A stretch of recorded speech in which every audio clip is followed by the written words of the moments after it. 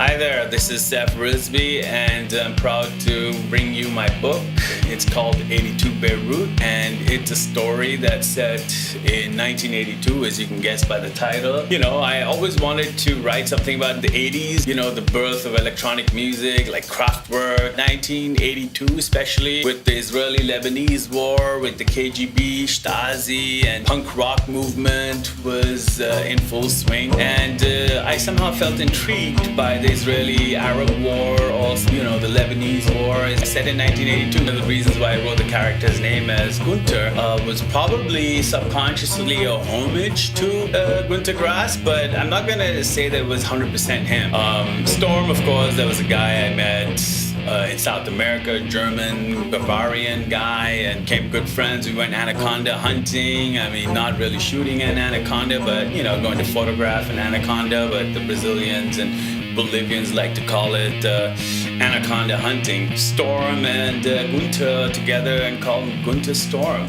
So it has a bit of a throwback from old Germany with new Germany. Gunter Storm was born and set in the Cold War. The Bourne Identity, Robert Ludlum style, John Le Carre, all stemming from the Israeli-Lebanese conflict, the Mossad, the CIA, Western powers versus the Eastern powers, and the Palestinians somewhere in the middle, being played by both parties and with their own struggle, and the Mossad with its own geostrategic influence. So I wrote this book set in the culture of East Berlin, and clubbing was popular. East Berlin was known for its punk rock culture and way more than West Berlin was, and in some ways it was avant-garde of the art that was to come, and post-unification Berlin, the aura that it would assume. I'm gonna say that there were multiple forces at work, but the art scene was very important to me, and we put in the spy scene with the Stasi,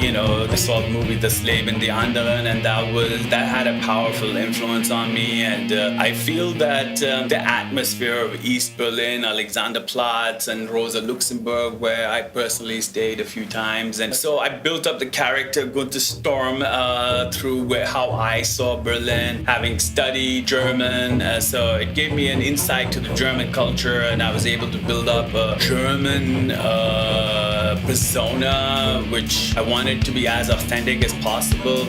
And I hope I've been able to create that in my book, 82 Beirut. And then moving on to Gunter Storm's life, he's a university kid and gets ensnared by the Stasi and the KGB's watching the Big Brother, and they're more interested in him. His father had been a KGB general. Eventually he's roped in with his chemistry degree, and he's sent all over the world. He ends up in Cuba drinking Ernest Hemingway's favorite daiquiris and mojitos in Old Town Cuba, and then he moves on to New York and explores the 80s of New York. And I feel even the 80s in New York, the East Village, St. Mark's Place, and so much of that was happening so much more, than it was today with the gentrification of New York. So I hoped to capture a bit of New York that was in the 80s. I myself visited New York for the first time, I think in the early 90s, but there was a residual 80s culture. That was one of my aspirations, was to present an authentic picture of the world, where you didn't have so much of TSA and the Palestinians, obviously Abu Nidal and the Palestinian terrorists taking advantage of that. We had all these hijackings, but it also led to, the spy thrillers, the Mossad, who's working for who, and contract killers, and President Ronald Reagan was in it full time. He made it one of his major foreign policies to intervene in conflicts in the Middle East, including Afghanistan, and leading up to what is present day geopolitical scenario of today. Gunter Storm pretty much says what's on his mind, and you're going to find that there's a lot of political incorrectness in the book. He says exactly what's on his mind about them, the US Marine Corps. The story moves through the Middle East also, and then eventually to Africa, and I'm not going to give away the whole story, but eventually they end up in the Congo region, Zaire or Democratic Republic of Congo, and the conflicts, the civil wars that are happening over there with the diamonds. And Gunter eventually becomes involved in all all that. So you have a rich mix cutting through a cross-section of 1982 of the entire world. Essentially, we do North America, we do Europe, and Asia, and Africa. And Gunter has a great time. Meanwhile, doing this, he obviously, in the spirit of James Bond, he meets a lot of people. He meets attractive women, meets double-crossing dictators, and meanwhile, Gunter Storm is maintaining his persona of who he is. He's this East German who are not known to be the most politically correct guys. They're racist, and I don't hold any punches back. He says exactly what's on his mind, developing as he culturates with different people. You see, in the East, behind the Iron Curtain, a lot of the Easterners weren't able to acculturate. So he has a hard time with the Turks and the Africans, and eventually how he deals with them, and how he begins to see the beauty of Africa, the nature, the lions. And he's in Goa at one point, and he starts seeing the beauty of Goa, of India, of what spirituality can also mean. So he's tripping. He starts to see Kali, the goddess, the Hindu goddess of death and destruction. Kali starts coming in, and he feels that as a secret agent, licensed to kill, and he does kill a few people. So he begins to think that, maybe Kali's got something to do with his bloodlust. He also examines his grandfathers who served in the German army, the German SS, the Waffen SS. So questions then his father's motives for joining the KGB and becoming a general there and getting killed in Afghanistan. So that's a powerful influence, motive.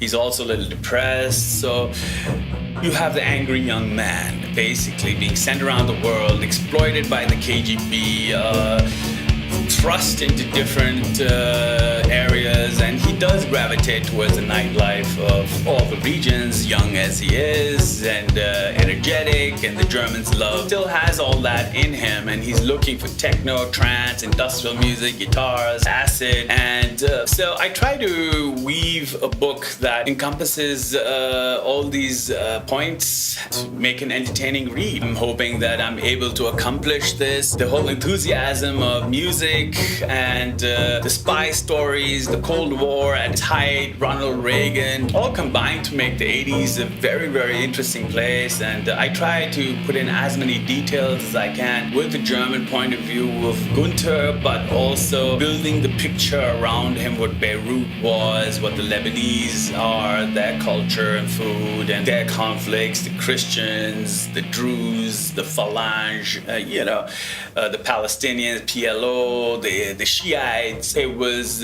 mostly the Shiite Amal, which later turned into the Hezbollah, and of course there's a lot of gunfights, first-person shooting, a lot of guns I examined in the book. As far as my knowledge goes, I've tried to be as accurate to the weaponry that existed in the 80s, the tanks, the Merkava, the Mark I Merkava, the Israeli Wonder Tank, the US Marine Corps. So all in all, 362 pages, but I assure you it's going to be a fast read. Gunter Storm just storms through the book. Sorry for the pun, but it's a storming book, according to my opinion.